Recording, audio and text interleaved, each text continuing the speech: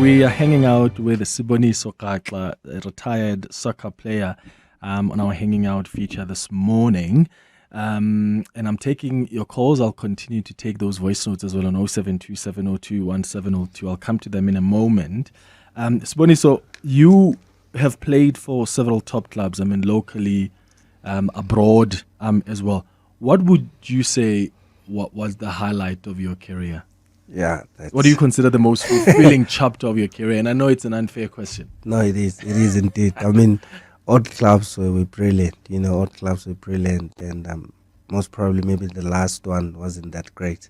But everyone else. Can we tell them what the last one was? That was Ajax. Ajax, okay. Yeah. But Ajax. Kaiser Chiefs, after Kaiser Chiefs, it was Wits, Bidvest, and then Ajax. Ajax, yeah. I think all clubs were brilliant. I think SuperSport gave me an opportunity, and they became for me that was a family to me.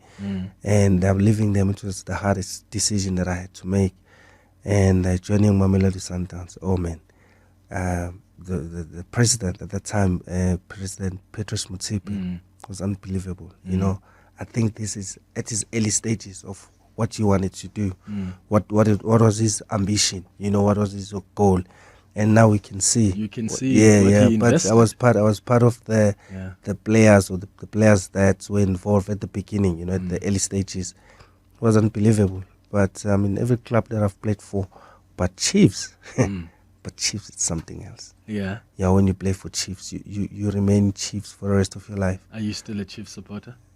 I watch Kaizer Chiefs matches. I want them to do well. They're a big brand. They're a big club.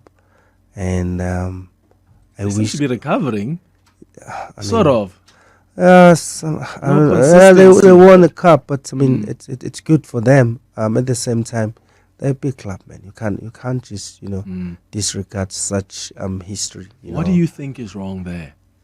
Because I'm struggling to figure out. I think it's the transition in the managerial space, and all now it's starting to shape who's going where, who's what, who's and these things sometimes takes time when a certain individual start a club and then he maintained the club for years, for over 50 years.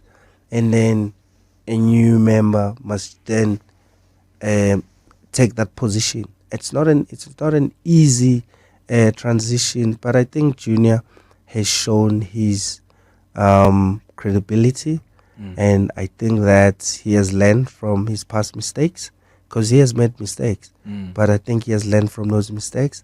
And the victory of the Nedbank Cup, it's just to show that he's moving now the right direction. Yeah. I just heard that they're going to Holland for pre-season. That's good. That's great. Do you have a team that you support though? In South Africa? No, I support. I follow all the clubs. When I see something good, I speak about it. In Durban now we've got 4 clubs. In KZN. We've got 4 clubs in the Premiership. That's amazing. That's incredible. When you went to Belgium, was it difficult? Was it lonely? And how long were you there for? Okay, I'll start with the last question. I was there for 2 years. Obviously, there were challenges which I won't mention them, but there were a few challenges. But I think another thing is that I went late. I was 26 when I went overseas. But I'm not using it as an excuse to only spend 2 years. It was a great experience. I learned a lot, and it's one of the things that actually I think I needed that to understand where I'm going with my life in general, because now I've got relations with some of these guys that side, and I'm hoping that I'm going to expand because there are a few things that I want to do. But Belgium was great.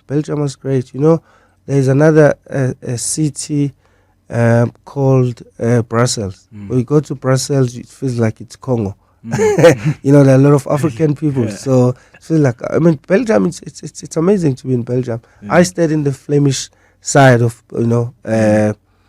people that speaks Flemish. On the other side, they speak French, and they don't get along in one country. When I was there was a point when there was no government.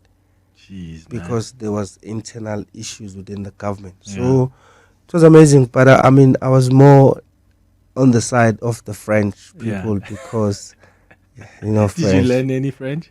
Nah, yeah, maybe bonjour, it ends there. Okay. You were part of obviously like the squad during the historic 2010 FIFA World Cup on home soil. What did it mean? I mean, as fans, watching that was quite historic for us, but I'm sure there was so much pressure on you guys as players as well. And I just wonder how you guys deal with that, because I would just faint. Knowing that there are millions of people watching whose hopes literally they are relying on us to perform here.